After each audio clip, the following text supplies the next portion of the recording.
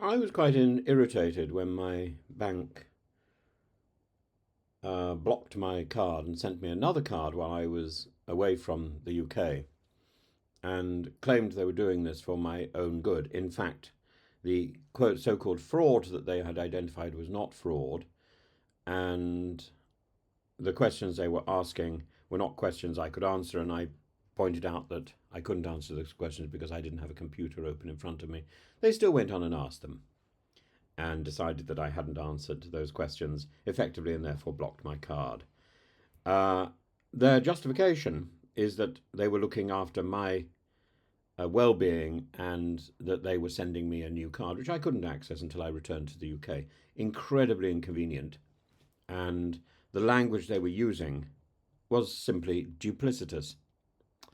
But these sort of the government now tells us that HMRC's artificial intelligence tools, which are being wheeled out, are only there to protect the public purse, to detect fraud, and to ensure fairness.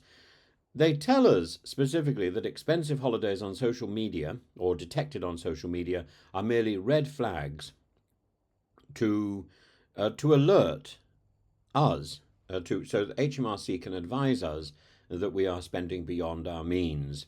That's not true.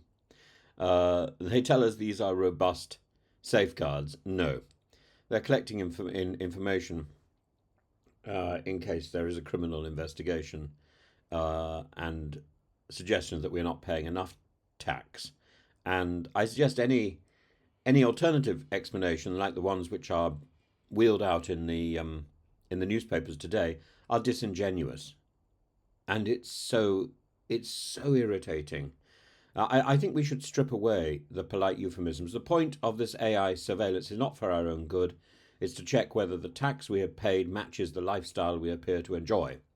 And if it does not, to prepare for enforcement. In essence, the government has given itself the power to trawl through personal lives that we share online, not for national security or public safety, but to optimise revenue collection. HMRC insists this is restricted to criminal cases, but we've heard that script again. We've heard that script before.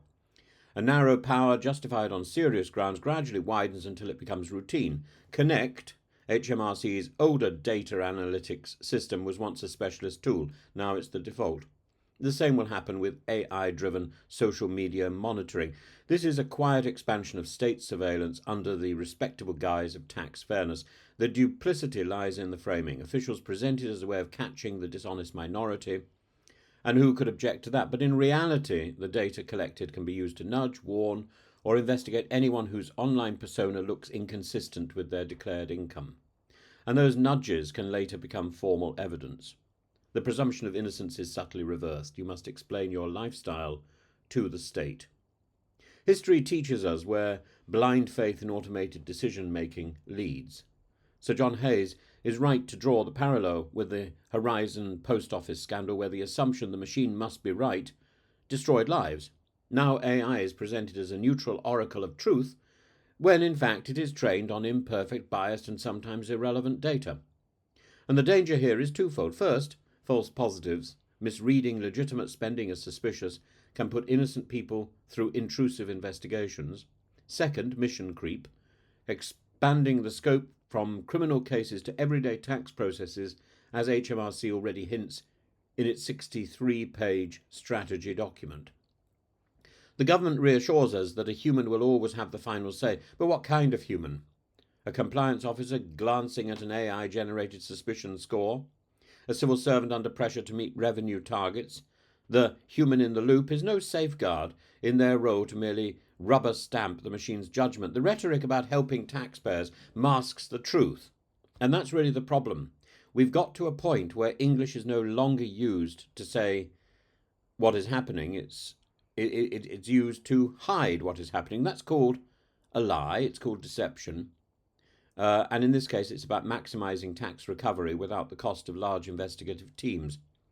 The Chancellor, Rachel Reeves, has set a target for recouping £7 billion from the so-called tax gap. AI is the lever that allows her to do it faster, cheaper, and with less public pushback than hiring thousands of inspectors. It's worth asking, therefore, would we accept police scanning our Instagram to see if our shoes cost more than our payslip suggests. Yet that is in essence what HMRC is now empowered to do. This is not a Luddite rejection of technology. AI can be useful for fraud detection, yes, but also for simplifying tax compliance, improving services and identifying errors.